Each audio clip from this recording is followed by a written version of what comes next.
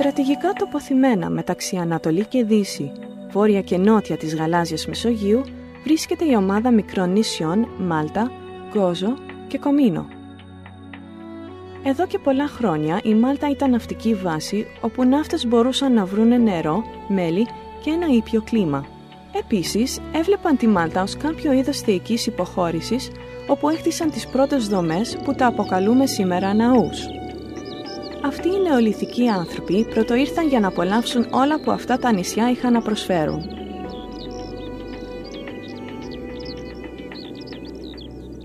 Η έντονη ιστορία της Μάλτας δείχνει ότι είχε άλλους κατοίκους όπως τους Άραβες και στο 16ο αιώνα ο βασιλιάς Κάρολος ο Πέμπτος της Ισπανίας έδωσε τα νησιά της Μάλτας στο τάγμα των υποτών του Αγίου Ιωάννη της Ιερουσαλήμ. Κατά τη διάρκεια των υποτών, μερικοί από τους καλύτερους αρχιτέκτονες, γιατροί και καλλιτέχνες της εποχής παρουσιάστηκαν στο νησί για να τη διακοσμήσουν με πανέμορφες εκκλησίες, μνημεία και παλάτια.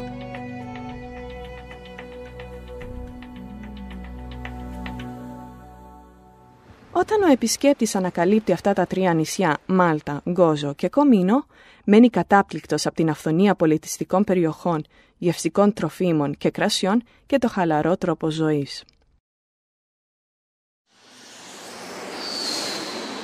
Η αναέρια πύλη του νησιού είναι το αεροδρόμιο της Μάλτας, το οποίο το εξυπηρετεί η Air Malta, η εθνική αερογραμμή και άλλες σημαντικές διεθνές αερογραμμές. Η επιλογή διεθνών ξενοδοχείων των υψηλότερων προτύπων είναι διαθέσιμη στο νησί. Αυτά τα ξενοδοχεία ακόμα διατηρούν μια ειδική τοπική γοητεία με τον τρόπο που υποδέχουν τους φιλοξενούμενους. Ένα μαλτέζικο φιλόξενο χαμόγελο δεν αποτυχάνει να φέρει τη χαρά στο φιλοξενούμενο.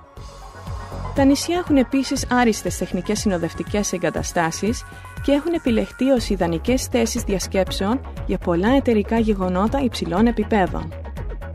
Αυτές οι τεχνικές ιδέες υποστηρίζονται από διάφορα κέντρα διαλέξεων που είναι σχημικά τέλεια για οποιοδήποτε γεγονός. Η Μάλτα είναι επίσης μια πολύ ευχάριστη μαγειρική εμπειρία στα καλύτερα τόποι συναντήσεως στην καρδιά των ιστορικών ορόσημων. Οι περισσότεροι Μαλτέζοι μιλάνε αγγλικά, ιταλικά και η νεότερη γενιά μιλάνε γερμανικά και γαλλικά. Αλλά, πάνω απ' όλα, οι Μαλτέζοι είναι γνωστοί ιστορικά για τη φιλοξενία τους και αυτό φυσικά δεν έχει κανένα γλωσσικό εμπόδιο. Αυτά τα νησιά έχουν πολλές δραστηριότητες, όπως το χαλαρό συναίσθημα όταν αναστέλλεται μεταξύ τη θάλασσα και τον ουρανό ή όταν επιπλέεται στην όμορφη θάλασσα ή αλλιώς μια πιο ενεργητική μορφή δραστηριότητας όπως την ανάβηση. Επίσης, η ποικιλία αθλημάτων στις θάλασσες που περιβάλλουν αυτό το νησί θησαυρών είναι απέραντες.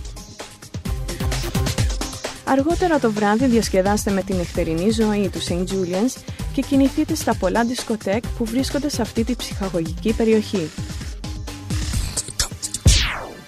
Ναι, τα μαλτέζικα νησιά έχουν πολλά να προσφέρουν.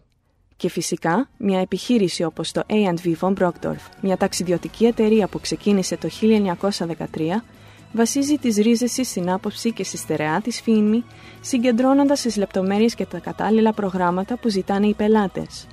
Όλο αυτό το κάνουμε με μια υψηλή ποιότητα υπηρεσίας και ανταγωνιστικές τιμές.